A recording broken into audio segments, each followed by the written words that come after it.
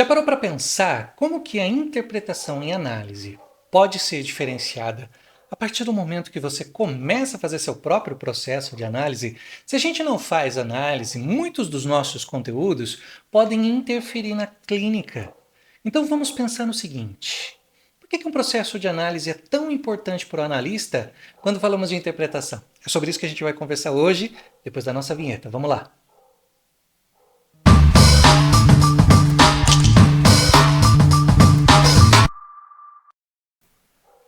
A interpretação na clínica psicanalítica é muito mais do que a simples decodificação de palavras.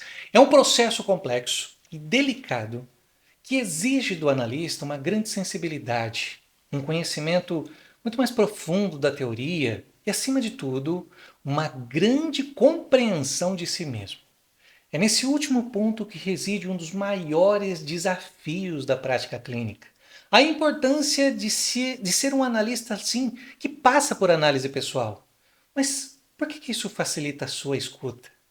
A análise pessoal é fundamental para que o analista possa compreender os seus próprios mecanismos inconscientes e mecanismos que acabam influenciando na percepção e na interpretação dos conteúdos que são trazidos pelo paciente. Ao se analisar, o psicanalista adquire uma maior consciência das suas próprias projeções, das suas transferências e contratransferências, o que o torna mais apto a identificar e trabalhar esses fenômenos na relação analítica.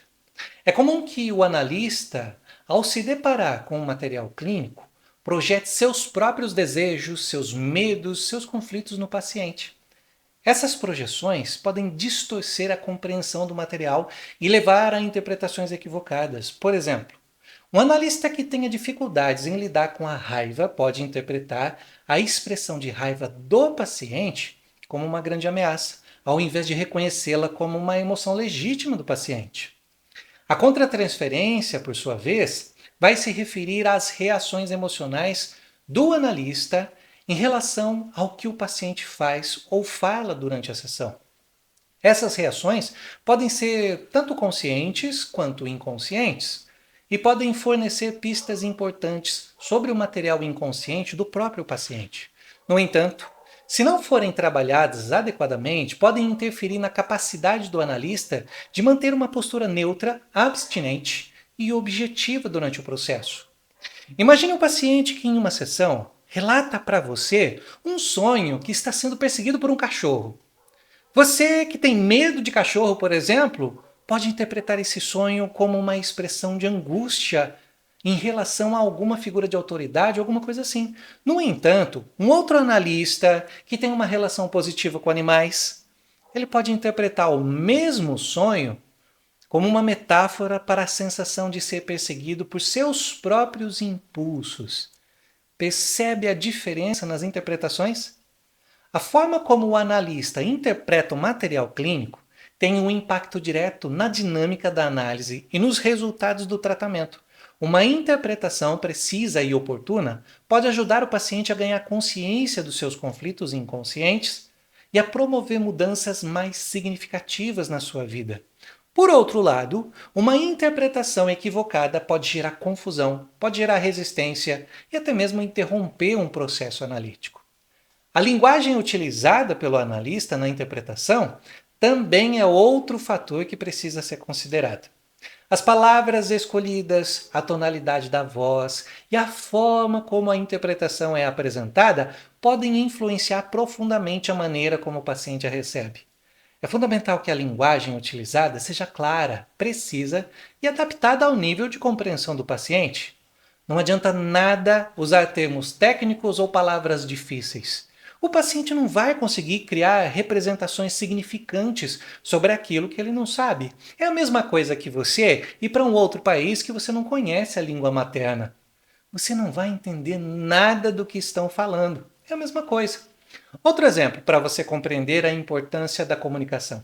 Um vendedor de sucesso sabe que a chave para fechar um negócio está em compreender as necessidades do cliente e em apresentar o produto de uma forma clara, convincente, a partir daquilo que ele capta do próprio cliente.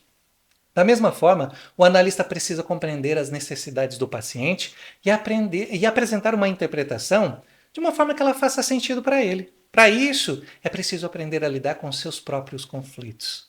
O vínculo entre analista e paciente também depende dessa comunicação.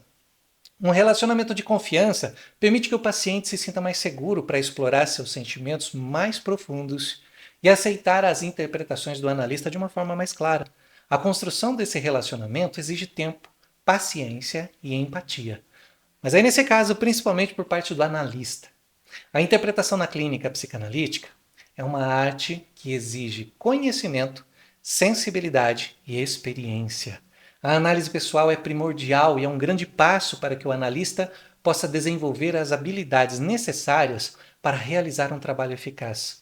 Ao compreender os próprios mecanismos inconscientes e a importância da linguagem na comunicação com o analisando, o analista pode oferecer ao paciente um espaço seguro para a exploração dos seus conflitos internos e promover um processo de transformação pessoal que seja muito mais relevante.